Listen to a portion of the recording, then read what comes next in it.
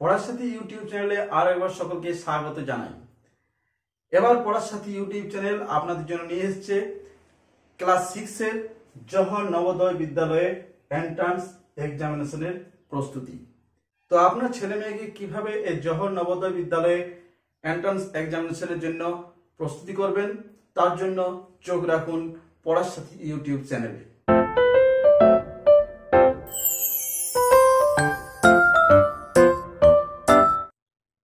তো ক্লাস 6 এ এন্ট্রান্স এক্সামিনেশনের জন্য প্রথম যে ভাগটা থাকে মেন্টাল এবিলিটি টেস্ট, খুবই গুরুত্বপূর্ণ এই চ্যাপ্টারটি মেন্টাল এবিলিটি টেস্ট। আর থাকে অঙ্ক থাকে, আর থাকে ভাষা জ্ঞানের পরীক্ষা।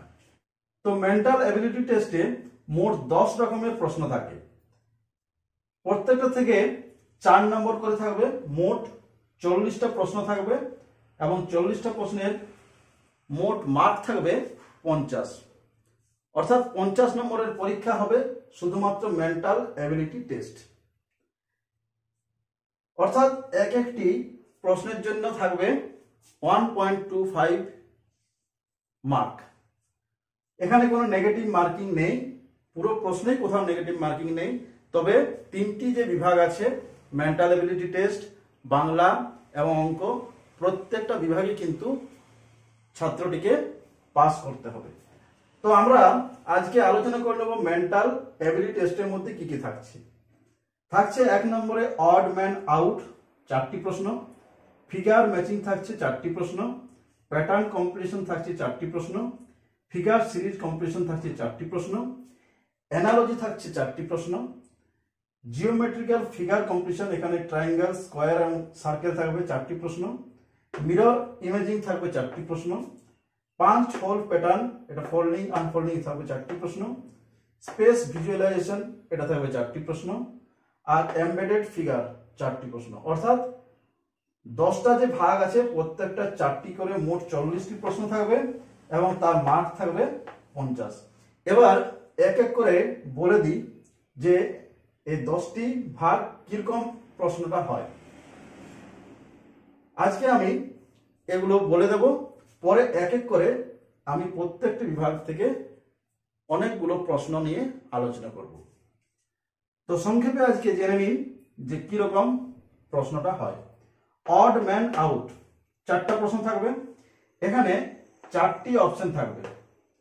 4টি অপশনের মধ্যে কোনটি আলাদা সেটাকে আমাদের কি করতে হবে, সে অ্যান্সারটা বেছে নিতে হবে। বেছে নিয়ে আমাদের যে এমসিকিউ অ্যান্সার শিট থাকে সেখানে গোল গোল করতে হয়। তো এটা গেল অড ম্যান আউট। 2 নম্বরে আছে ফিগার ম্যাচিং। ফিগার ম্যাচিংটা কি না, এদিকে একটা ছবি দেওয়া থাকবে আর এই ছবিটির সাথে এদিকে 4টা অপশন দেওয়া থাকবে, কোন অপশনটার মিল আছে এখানে খুঁজে বার করতে হবে।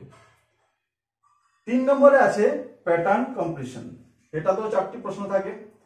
এখানে এই যে একটা খোপকে 4 ভাগে ভাগ করে থাকবে, 4 ভাগে ভাগ করা করে একটা খোপ কিন্তু ফাঁকা রাখা থাকবে। এখানে কোন ছবিটি, এই 4টা ছবির মধ্যে কোন ছবিটি এখানে বসালে এই ফিগারটা পূর্ণ হবে সেটা খুঁজে বার করতে হবে। এই গেল প্যাটার্ন কম্পিটিশন। 4 নম্বর থাকছে ফিগার সিরিজ কম্পিটিশন, এটা তো 4টি প্রশ্ন থাকবে।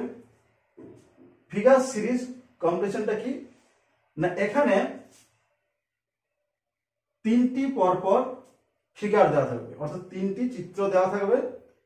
এই 3টি চিত্র কি সরণিতে আছে সেটা খুঁজে বার করে 4 নম্বর চিত্রটি এই 4টি অপশন থেকে খুঁজে নিয়ে আমাদের উত্তরটি বার করতে হবে।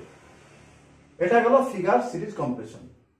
5 নম্বরে থাকছে অ্যানালজি, এটা তো 4টি প্রশ্ন থাকবে। অ্যানালজিটা কি না, এখানে আমাদের 4টি ঘর কাটা আছে, এই ছবিটা দেখে এই ছবিটি হয়েছে, আবার এই ছবিটি দেখে এই অপশনের কোন ছবিটি এখানে বসবে সেটা খুঁজে বার করতে হবে।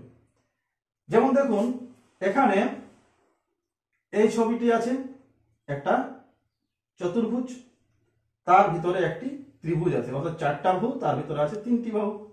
এখানে আছে 5টি বাহু পঞ্চভুজ, তাহলে তার ভিতরে যে ছবিটি হবে পঞ্চভুজের ভিতরে একটা চতুর্ভুজ, অর্থাৎ এই যে অপশনটা, এটা হচ্ছে উত্তর। এরকম ধরনের অ্যানালজিতে প্রশ্ন আসে, 4টি প্রশ্ন আসবে। 6 নম্বরে আছে জিওমেট্রিক্যাল ফিগার কম্পিটিশন। এখানে 4টি প্রশ্ন থাকবে। এখানে ট্রায়াঙ্গেল, স্কয়ার এবং সার্কেল, এই 3টি বিভাগ থেকে প্রশ্ন আসবে। এখানে কি করতে হবে না, এখানে এই যে প্রশ্নটা দেওয়া আছে, কিউ দিয়ে যে প্রশ্নটা দেওয়া আছে, এখানে কোন ছাঁচটি, এই 4টার মধ্যে কোন ছাঁচটি বসালে এই চিত্রটি সম্পূর্ণ হবে। তাহলে চিত্রটি দেওয়া আছে আমাদের, এরকম চিত্রটি দেওয়া আছে। এখানে আমি যদি এই চিত্রটি বসাই, এই চিত্রটি যদি বসানো হয়, তাহলে অর্থাৎ সি নম্বর চিত্রটি বসালে আমার এই ছবিটি সম্পূর্ণ হবে।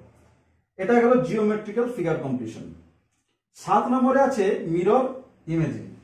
মিরর ইমেজিংটি কি না, এখানে একটি চিত্র দেওয়া থাকবে, সেটাকে আয়না অর্থাৎ মিররে দেখলে কেমন দেখাবে। এখানে দেখুন এল লিখে দিয়েছি, এই এলটাকে যদি আয়নায় দেখা হয় তাহলে আমাদের সি অপশন, অর্থাৎ এরকম দেখা যাবে, অর্থাৎ সি একটি সঠিক উত্তর। এরকম ভাবে মিরর ইমেজিং এর প্রশ্নগুলো হয়। 8 নম্বর থাকে পাঁচড হোল প্যাটার্ন, ফোল্ডিং আনফোল্ডিং, অর্থাৎ একটি ছবিকে, অর্থাৎ একটি কাগজকে ফোল্ড করতে হবে, ফোল্ড করে তারপর সেটিকে ছিদ্র করতে হবে বা দাগ কাটতে হবে, করার পর সেটিকে খুললে এই অপশন 4টির মধ্যে কোনটি হবে সেটি আমাদের খুঁজে বার করতে হবে। 9 নম্বরে আছে স্পেস ভিজুয়ালাইজেশন। স্পেস ভিজুয়ালাইজেশনটা কি, এখান থেকেও 4টি প্রশ্ন আসে না। এখানে দেখুন কাগজের টুকরোগুলো আছে, সেই টুকরোগুলোকে জোড়া লাগালে এই অপশনগুলোর মধ্যে কোনটি দেখতে হবে। তো এই যে 3টি টুকরো আছে সেগুলোকে যদি আমি জোড়া লাগাই তাহলে আমার দেখতে হবে সি অপশনের মতো। তো স্পেস ভিজুয়ালাইজেশনে এরকম প্রশ্ন আসে। আর একটা আছে 10 নম্বরে এমবেডেড ফিগার। এখানেও 4টি প্রশ্ন থাকবে। এখানে এই যে চিত্রটি দেওয়া আছে, এই চিত্রটি এই 4টি অপশনের মধ্যে কোনখানে খুঁজে পাওয়া যাচ্ছে। এই যে চিত্রটা, এই চিত্রটা আছে, এটা কোনখানে খুঁজে পাওয়া যাচ্ছে। এমবেডেড অর্থাৎ খোদাই করা, এই ছবিটি কোথায় খোদাই করা আছে এই অপশন 4টির মধ্যে, সেটা খুঁজে বার করতে হবে। তো এইভাবে এমবেডেড ফিগারের যে প্রশ্নগুলো 4টে দেওয়া থাকে, এইভাবে প্রশ্নগুলো হয়। তো এই গেল টোটাল মেন্টাল অ্যাবিলিটি টেস্টের 10টি বিভাগ। 10টি বিভাগের প্রত্যেকটা থেকে 4টি করে প্রশ্ন, অর্থাৎ 40টি প্রশ্ন, যার প্রত্যেকটির মান থাকে 1.25, অর্থাৎ মোট 50 নম্বরের পরীক্ষা হয়। এই 50 নম্বরের কি কি ধরনের প্রশ্ন আসে আমি সংক্ষেপে আলোচনা করলাম। পরের যে ভিডিওগুলো আসবে প্রত্যেকটা বিভাগের থেকে আমি প্রশ্ন নিয়ে আলোচনা করব। আর ভিডিওটি এই পর্যন্তই। সকলে ভালো থাকবেন, সুস্থ থাকবেন। জয় হিন্দ, বন্দে মাতরম।